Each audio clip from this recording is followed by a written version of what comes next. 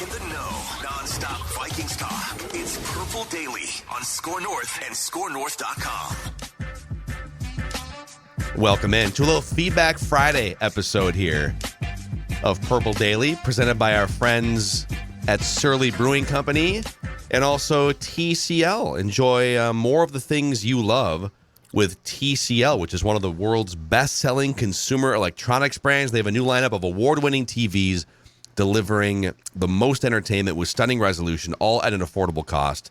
Like I said, enjoy more of the things you love with TCL. Learn more at TCL.com. Hello, Judd Zolgad. You enjoyed your first Surly since your appendectomy last night at the Gophers blowout of New Mexico State. Tell the audience how your first taste of Surly was in nearly 2 weeks. I'm going to tell you right now, the Logic Bomb was delicious. 2 weeks without any Surly, and I'm going to tell you what, Phil Mackey, that is absolutely 2 weeks too long.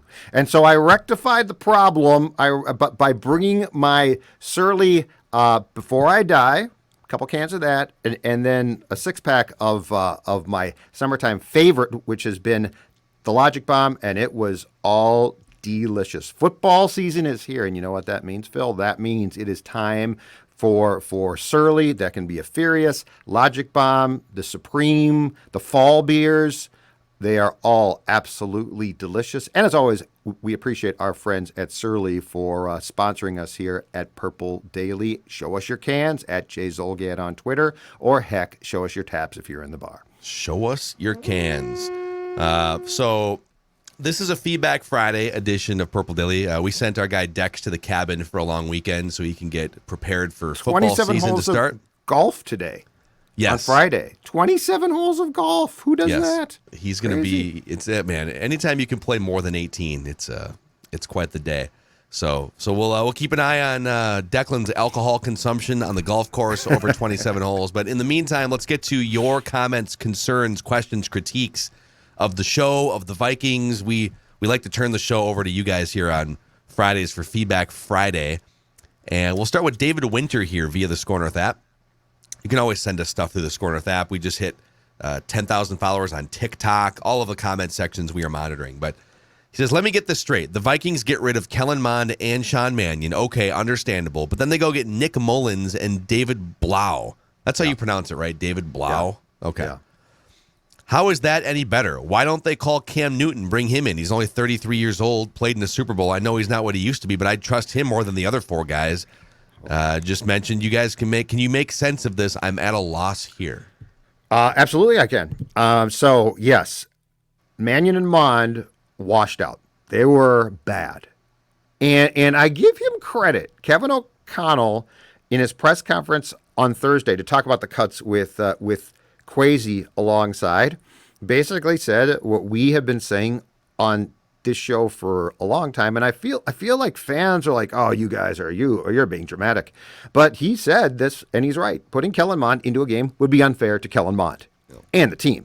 But so here's the fine line that the Vikings walk, and this fine line has been walked by Spielman and Zimmer, and now it's going to be walked by Kwesi and also KOC, Phil. And it's this: you are not going to bring in what you consider to be a possible replacement for Kirk Cousins if he struggles. I mean, that is flat out, look at this thing. For how long has this tracked like that? And so if you, and look, so I don't know if Cam has much left at this point. So I'm not even saying that Cam would be the guy, but I will tell you this right now. This team has never, since signing Cousins in 2018, brought in what you would think is, okay, that guy should start because Kirk is playing bad. And that is just the way it's going to be. Right or wrong? And I think it might be wrong. But anyway, it's been made very clear that Kirk Cousins his job will not be threatened as long as he is the starting quarterback for the Vikings. I think it's that simple. That's actually a good segue into this next piece of feedback here from Chris Tendall. And I will say, just on the question that David asked, David Blough isn't necessarily better than I do think I would trust David Blough in a game more than Kellen Mond and Sean Mannion, but you're probably not winning a game that David Blough starts. The Lions, they played 5 games with Blough as a starter in 2019. They went 0-5 in those games, and he was not good. But Nick Mullens is on a different level. Nick Mullens isn't Kirk Cousins, but he has won games before. The guy threw for like 4,500 yards in his first 17 starts. Right. So there's I think he has a game where he threw for like 290 and 3 touchdowns or something a couple years ago. So like there's a guy in there with Nick Mullens that can win an NFL football game. He can help you go 2-2 or 1-3 over a month when the other 3 guys don't. So Nick Mullens is on a different level than Blough, Mond, and Mannion. And Blough was a practice squad guy too. So he was not signed to the actual 53-man roster. And I think if Mannion had agreed to come back or Mond had cleared the waiver process, that one of those two easily could have been brought back, but it's practice squad. So it's not like the depth chart now is Cousins, Mullens, Blough. Yeah. Blough is just there. Basically, if all hell breaks loose, he's on the practice squad. But no one would count on him to actually, I don't think, win a game. I agree with you. Chris Tyndall here in the Score North app says, listen to the Sean Mannion discussion with Doogie, and I have even more cynical and likely theory for why Kirk wanted him on the roster so bad, meaning Mannion. Much more has been made about how good Mannion is in the room as a second coach, which I can believe, but I also think what Kirk valued even more was a backup that was absolutely no threat to his job. Possibly he saw it and went with possibly because he saw it with RG3, kind of in the reverse, and Kirk was the lower drafted backup who took his job. Love you guys. Also went to a West Coast longtime Vikings fan in Pacifica, California. My first jersey was Tommy Kramer. My first favorite player was Anthony Carter. My first favorite player was Anthony Carter as well. Nice. Very cool. Kramer. So, what do you think? Do you think Kirk consciously and insecurely just wants no threat behind him in that quarterback room? So here's what's tough. I can't speak for Kirk, but I can say this, and it's probably just as important. I think the perception of Kirk's employers is that we don't want to threaten Kirk. Now, I'd love to know more about that. Like, I would love to ask that question to like Spielman, Kwesi, or O'Connell and get an honest, truthful answer from that one. Yeah. But yes, I think there is a definite perception that starts with Kirk that, he doesn't if he struggles, he would, the perception is he would feel threatened enough that they don't want a viable, hey, switch to Cam or switch to take your pick of capable potential starting guys. Flacco. Like if he was, I don't think the Vikings would ever sign a Joe Flacco type to back up Kirk for fear that would threaten Kirk. Yes, I think that is accurate, and that goes back to that slappy from the Calgary Stampeders who came here and worked out and basically said, I want to take Kirk's job. And the Vikings were like, okay, you're done. Like, that's so a very weird, weird exchange. That's a very weird exchange. And you know what? The guy might have sucked, but I mean, dude had put up some stats. So like, and it's not like he came from some weird league that, people didn't know about and was just full of bravado. So yeah, I think that there's a definite discussion on the feeling that Kirk needs to be made comfortable. What's kind of funny is, Aaron Rodgers and Tom Brady both got better when their teams drafted a first and second round quarterback to potentially replace them in the future. Right? Jimmy Garoppolo came in as like a second round pick, and Tom Brady's like, screw that. I mean, I guess I'll hang out with him in the meeting room, but I'm not going anywhere. And Aaron Rodgers put together back-to-back MVP campaigns to stick it to the Packers front office. So I don't know. I think just generally they're trying to do as much as they can, both the new regime and to some extent the old regime, but they never took it to the full extent that Kevin O'Connell is in terms of making Kirk feel comfortable. They just want to make him comfortable. They just want to.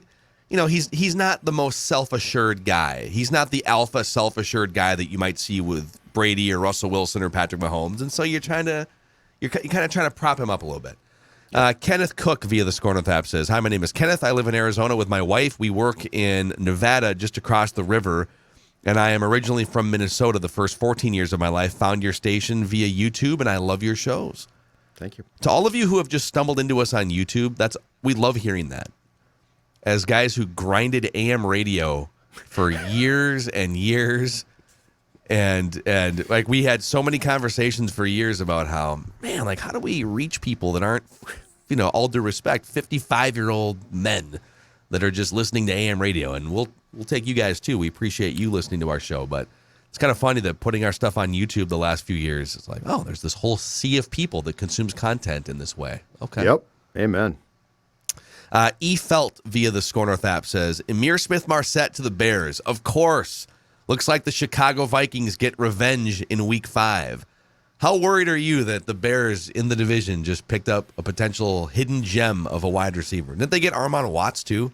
Yes, they did. I'm not concerned because I think the Bears are going to, on purpose, be awful. So I'm not worried about that. Again, to go back to this entire thing, Emir Smith-Marset might be a Pro Bowl player. He might wash out and stink.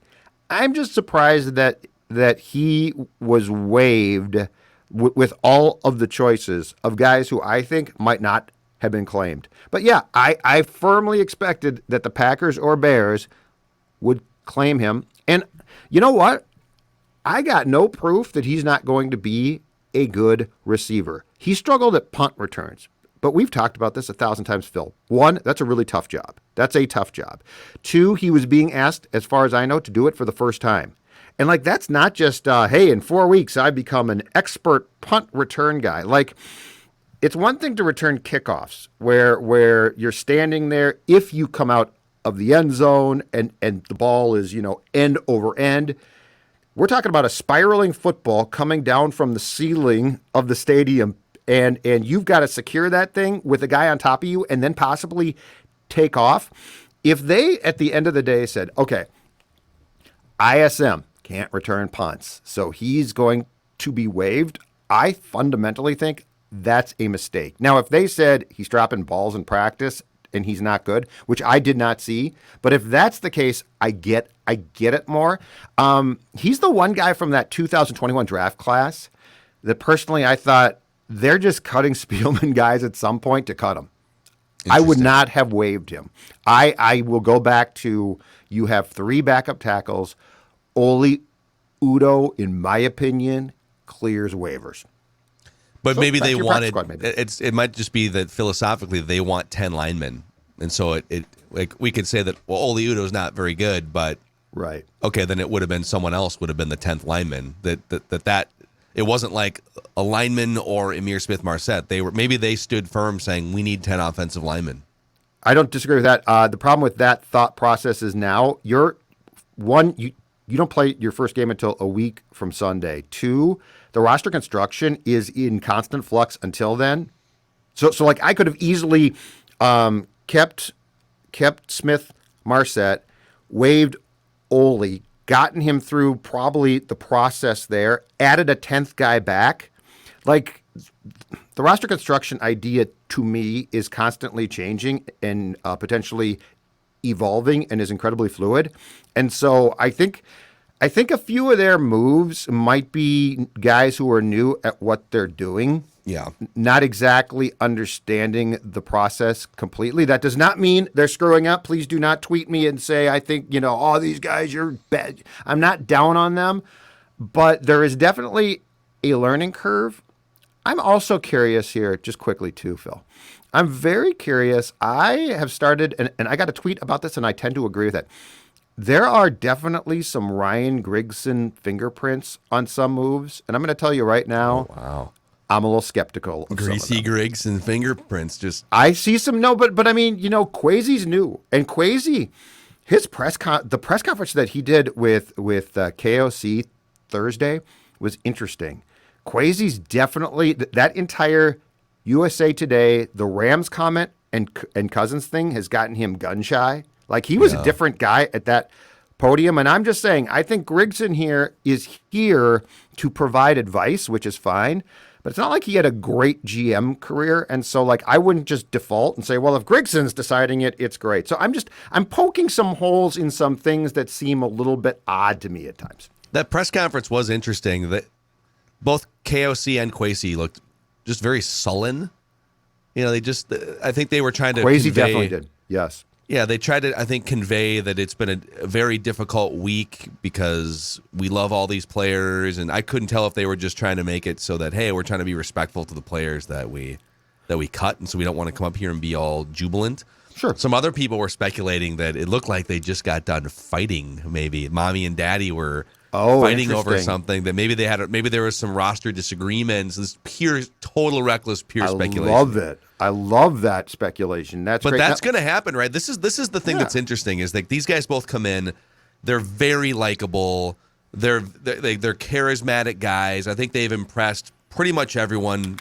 They've impressed like 90% of Vikings fans. You okay there? My headphones fell off. I was taking a sip of Diet Coke. I was very Royce-like. Taking a sip of Furious. By the way. And I think at some point, it's very natural for those guys to argue about the roster. There's going to be a player that Kevin wants to keep and Kwesi doesn't, or maybe Kwesi sees something analytically in Jalen Reagor, and Kevin says, I've seen enough of him in the first 2 years to know that he's not reliable. But we're analytically, we need to make this. And I'm not saying they disagreed about Jalen Reagor. I'm just saying at some point they are going to disagree. At some point there are going to be lost games and tension. How do they handle? They've been great at handling all the positive stuff so far. Building a new culture, getting players to buy in, everyone feeling good, right? But when you butt heads in the war room and you lose 2 or 3 games in a row, what then? That's the thing that we haven't seen much of yet. And I thought KOC's comments at that presser were, for the most part, insightful and good. Like he seemed comfortable. Yes, he seemed like he was trying to pass along that the process was tough, which I'm sure the process is tough. But his comments were insightful enough, and like he seemed comfortable. Kwesi, I think the USA Today piece really set him back, and I think where he got a talking to big time, and where he's become, I think it's fair to say right now, gun shy about comments is the Rams comment. So the Cousins thing, I think he probably got a talking to, but he was not wrong, and like what he tried to lay out in the Cousins comments to me was incredibly fair. The Rams thing was a mistake. Like it's fine to say, some teams, if you don't name the team, some teams have done this and like we're going to do this and this is how we see things. But when you say, I think the quote was, I don't want to go full on Rams. Yes. That's going to get. Also, why don't you? It worked. Right. But he's kind of lucky that the Rams, and I don't know how it landed with the Rams, but didn't you hear that there was a couple conversations had to be had? Well, I heard the head coach called the Rams GM to apologize, and I think it's Les Snead was like, for what? I mean, the Rams don't care. They got a Lombardi trophy. Yeah. But I'm just saying, going full Rams, by the way. Yeah. Well, and you know what? A lot of those trades were smart, but I'm just saying Kwesi's demeanor and attitude towards public comments have 1,000% changed since the day that piece came out. Man, that's too bad. A lot of people are going to blame the media, right? See, the media. No, he said what he said. I love that he said it. He wasn't wrong about anything. I think he was a little wrong about the Rams because I think what he's essentially saying is, boy, the Rams went all in. Yeah. That probably only works a small percentage of the time, and then you're left with nothing and a rebuild with no assets. So it's risky. We'd rather not be that risky. We'd rather give ourselves a chance 5 different times than push all those chips in. And that makes sense. But, it's tough because when he says interesting things, we're going to talk about it. I hope that he finds some comfort in the middle somewhere where he can at least give you something and be himself to the media and not backtrack when he tells the truth. Like the things he said about Cousins, he was trying to walk it back. Like, well, I was just talking generally. Right. No, dude, you were using we and everyone knows what you were saying, and I don't think anyone really disagrees. Yeah, you don't have Patrick Mahomes or Tom Brady, and that's fine. Man, yeah, hopefully. Who do you think? I think it was like Mark Wilf that probably had to sit him down and say, "All right, we can't be doing this." Or oh boy, yeah, maybe. I think he was probably sat down by Brzezinski and Grigson, though, who are NFL veteran execs. And I mean, Rob is incredibly smart. And I think he was probably told, you don't ever talk about opposing teams. Like you can allude to what they're doing and you don't like, but you never name them. And the Kirk thing, we just don't know because, again, to get back to the question, Kirk is sensitive enough where I'm sure that there was some fallout concern about, oh my God, how's Kirk going to take this? I mean, Kirk is seen as, right or wrong, the favored child in that building, right? And so when you're flat out saying we don't have Mahomes, which he's exactly right about, but when you flat out say that, I'm sure there's a concern about, oh my God, Kirk's going to see this and he's not going to process it well, blah, blah, blah. I just think we're in for Kwesi not saying really much at all for a good 6 months. And then maybe, but O'Connell also appears to be comfortable enough at the podium that it's not going to be absolutely essential for Kwesi to spill his guts. I was hoping that we would definitively get more than Spielman gave us, which I felt like we were doing until that piece appeared, and now it's changed. In fairness here, too, I mean, Kevin O'Connell has so many more reps talking to the media because he was an offensive coordinator, and every week he's doing a press conference with the Rams last year. How many more press conferences has he done? OTA, minicamp. And he did TV. He's done. You're right. He's done a ton of stuff. So, it'll be interesting to kind of see. And one more thing on this. I mean, the awkwardness, too, of Kwesi having to sit down with Cousins before training camp and explain the USA Today article, which they did have a conversation about it. And Kirk kind of brushed it off like, I know how they feel about me, whatever. But, when that's one of the first conversations you have to have before the season is, hey, I said some things that could be construed as ripping you. We love you. We believe in you. It's just not, it's not what you want to be doing going into training camp, but, it'll all play out. All right, Marissa of the North here via the Score North app says, she says, hey, in a couple of days, I will be flying to Sweden for an Arctic expedition. Your airplane story, Phil, and about how you contracted COVID has me on high alert. Thanks for sharing your experience. I will be employing my strongest defense.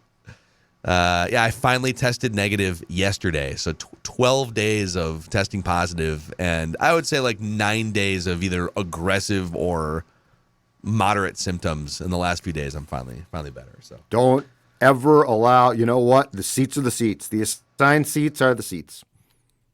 Yeah, just in general, just stop trying to stay sit in your seat. Yeah, just stay in your lane, stay in your seat. There's a whole category here we're going to get to from there's some current and potential cabinet members here as we expand our Purple Daily and Vikings Twitter cabinet. But let's first shout out our friends over at Prize Picks. So the season is upon us. The first game is on Thursday night, and then the Vikings obviously play next weekend. So Prize Picks is such an easy way to play daily fantasy. You pick between 2 and 5 players and an over-under on their projections, and you can win up to 10 times on any entry. And they offer every major sport. So NFL, NBA, you got Major League Baseball going on, PGA just ended, but MMA. So you can actually run mixed sport entries where you take the over on Cousins' yardage or something, and then you take the over on Carlos Correa hits or RBIs or whatever it is. Use the promo code NORTH, and Prize Picks will match your first deposit up to $100. Check out the Prize Picks app or the website, prizepicks.com, promo code NORTH. Also, hello to our friends at Finch Home Solutions, who we just got someone sent us a 5-star review on Google or something that had a great experience, a Purple Daily listener with Finch Home Solutions. Yes, and here's what makes them great, okay? Electronical problems. Nobody wants to go near them because this can cause problems. I'll be as simple as possible here. You do not want to burn your house down, right? Like, this is not like, I'm going to get an extension cord. We're talking about electronical problems. The fine folks at Finch can take care of them. Everything from faulty outlets to flickering lights to installing or repairing electronical panels.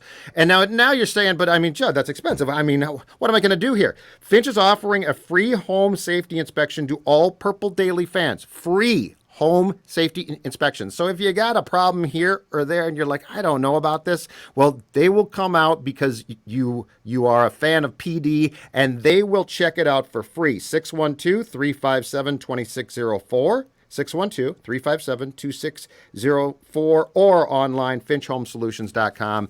finchhomesolutions.com. Join the growing list of people who have been very happy that they visited that website. All right, Feedback Friday continuing here on Purple Daily. And the Purple Daily Chief Bar Food Officer, Derek Duncan. is chiming in with some bar food recommendations up in northern Minnesota. So he has sent a round of sort of 4 different places and some bar food. So if you're within striking distance of the area here, definitely write these down, all right? Just let me know when your mouth starts watering here, Judd. All right. Number 1, the duck wontons at Mission Tavern in Merrifield, Minnesota. I have had those duck wontons. And? I actually met Derek at the bar at Mission Tavern, and it was one of the best bar food appetizers I've ever had in my life. Really? Absolutely bonkers. So they are wontons stuffed with bits of duck, bacon, creamy cheese, and sweet and spicy Thai dipping sauce. Dude, okay. Just legendary. Yeah, you got me. You got me right there. All right, number 2 from our chief bar food officer, Derek Duncan. The Reuben Sandwich and Bloody Mary at the Wharf in Cross Lake, Minnesota. So the Bloody Mary has sausage and shrimp. I'm a sucker for just loading up things in the Bloody Mary. Are you? Just cheese, meats. If there's a Bloody Mary bar, I'm the guy that like puts 9 different things in there. I want like a full that's a meal, brunch then. in my Bloody Mary. Yeah, That's a meal. you can get bacon in there too. It's great. I know. See? And the Reuben with big chunks of corned beef, like brisket chunks of corned beef. Love a good Reuben. Love a good Reuben. Fantastic. So good. Number 3, the half-pound jalapeno popper burger at the Pickle Loon Saloon. And I guess there's 3 of these. There's Emily, there's Grand Rapids, and St. Cloud, the Pickle Loon Saloon. So this is a jalapeno-infused cream cheese, cheese curds, bacon with raspberry sauce, lettuce, and tomato, all between 2 buns on top of a burger. Ooh. Dude. Okay. I need, you know what I need with that? A big surly. A big old surly, because I think that thing might flame the taste buds. Man. And then number 4 here, the walleye tacos at Lucky's Tavern in Pequot Lakes. Walleye fillets with creamy sauce and Southwest salsa in flour tortillas. And Derek adds in the notes that Lucky's serves surly beer. And he says, so now I have found my new favorite watering hole in Pequot Lakes. Oh, that sounds outstanding. Dude. That sounds really good. Man, Derek, nice work, man. Inject this into my veins. Nice I work. feel like we should have played some of this music as I read all of those. Read the last one again. I'll read you the half-pound jalapeno popper burger at the Pickled Loon Saloon. Jalapeno-infused cream cheese, cheese curds, bacon with raspberry sauce dripping down the side. Lettuce and tomato. Oh, yeah. Put that plate down. Put that plate down right now. So there it is. All right, yeah, keep those coming. I would say keep those coming every month if you want, Derek. The cabinet's doing well here, man. And it might be expanding here. So Michael Bellows via the Score North app says, since the position of CEO is already taken by Phil, I'd like to apply for the job of COF, the chief old fart. 60 years a Vikings fan and still suffering. Well, Michael, I think that's all we need for a resume. The fact that you've been a suffering Vikings fan for 60 years, you are hereby the chief old fart of Vikings Twitter and of Purple Daily. Very nice. Michael Bellows, welcome to the cabinet. Michael, welcome aboard. So what is the cabinet at right now? Let's see here. Well, we might be adding a few more here based on the feedback, but we've got our CEO. That's me. That's you, CEO. Matt, Judd, you're in the cabinet, but we don't have a title for you yet. Have you figured out your title? You know what? I'm floating around right now. I'm not quite sure yet. You're a special advisor to the CEO as of right now, I guess. Yes, I am a highly paid consultant. The greatest job on earth, a consultant. So if things go wrong, I can get out. Our clickbait officer is Declan.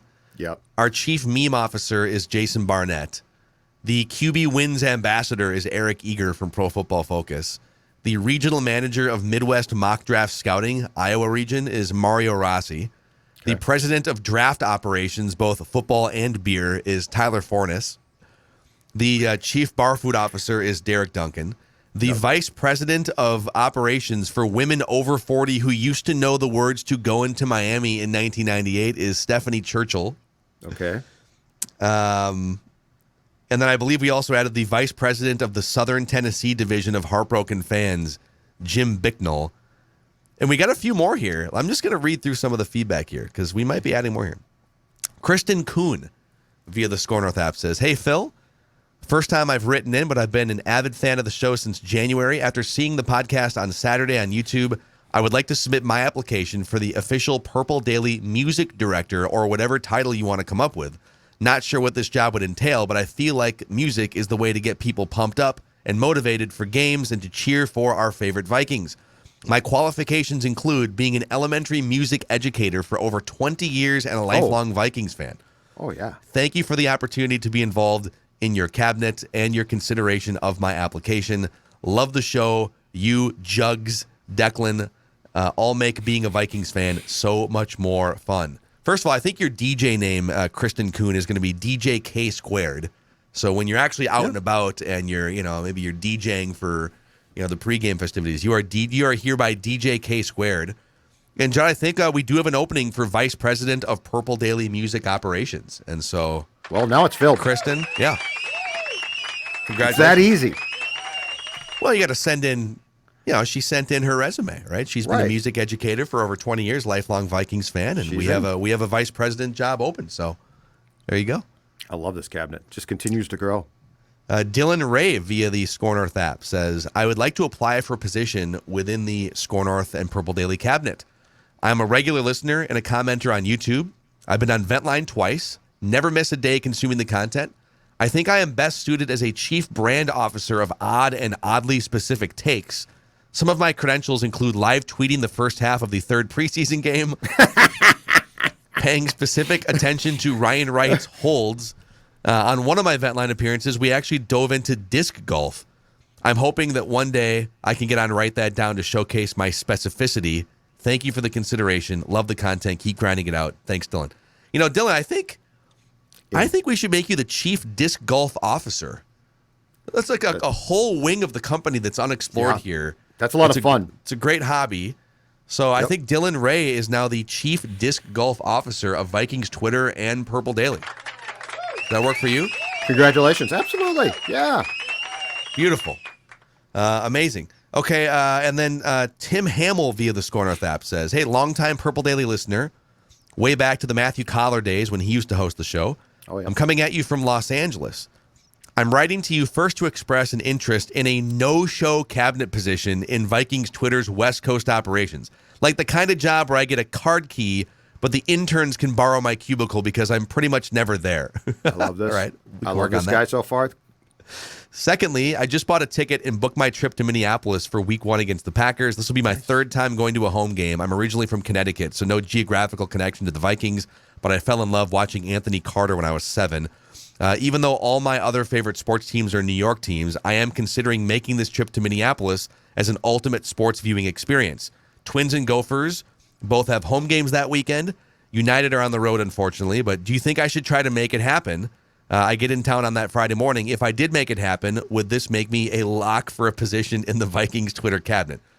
Let's start with the cabinet here. First of all, it's tough because if you're going to be in the C level, we do need you in the office and we need you contributing a little bit more often.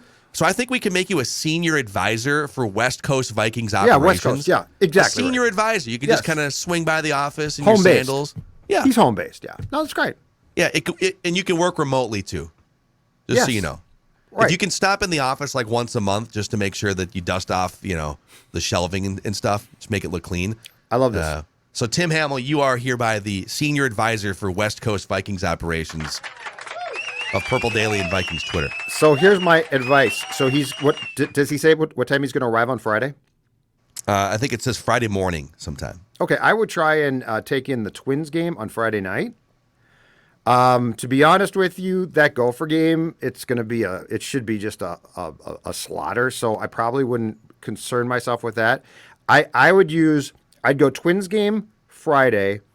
If you have activities beyond sports, perhaps going to Surly Brewing. I do that on Saturday.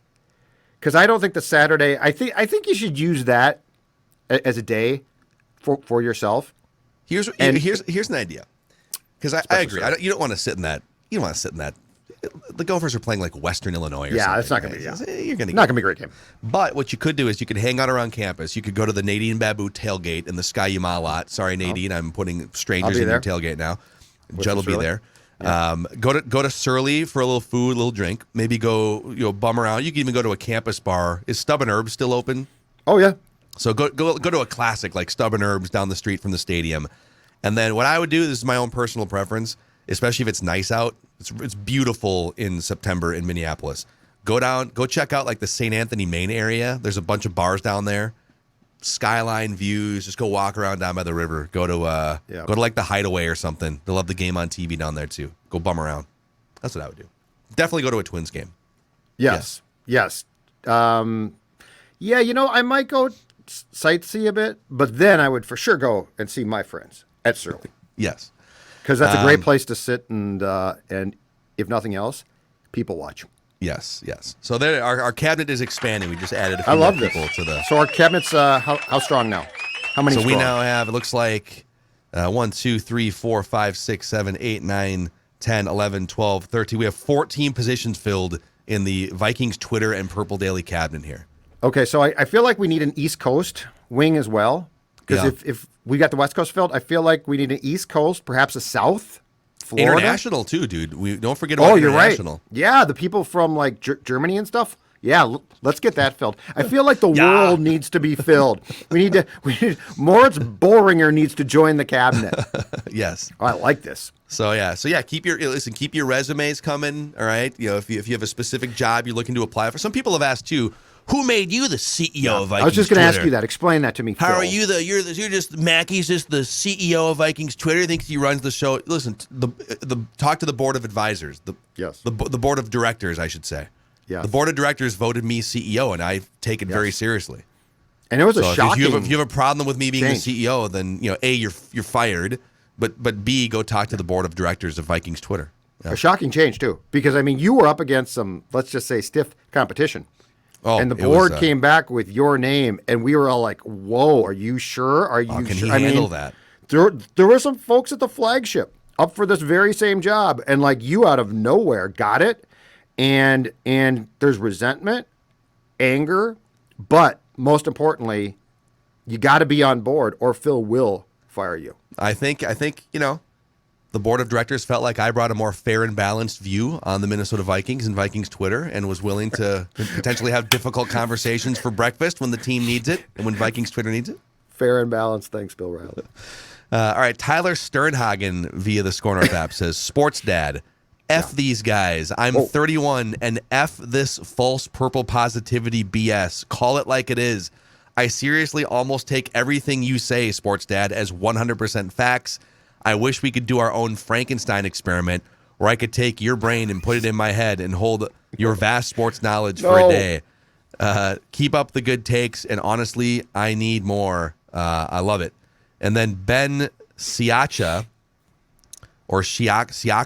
via the Score North app says, "Per Judd being labeled a bully, quote unquote, I want to thank all of you for your purple sobriety regarding Kellen Mond and Sean Mannion. There are too many people out there who would rather have a purple pillow fight and deny reality with tickles and giggles rather than deal with the truth. It's too bad we live in an era where people misinterpret constructive criticism as pessimism and purple persecution. Judd is not a bully. He is a brief truth teller.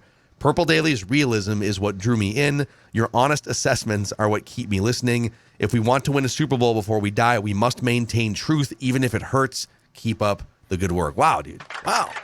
Thank you. That's good stuff. That's good stuff. Yeah, exactly right. You know what? I keep saying this. Do not believe the false purple prophets.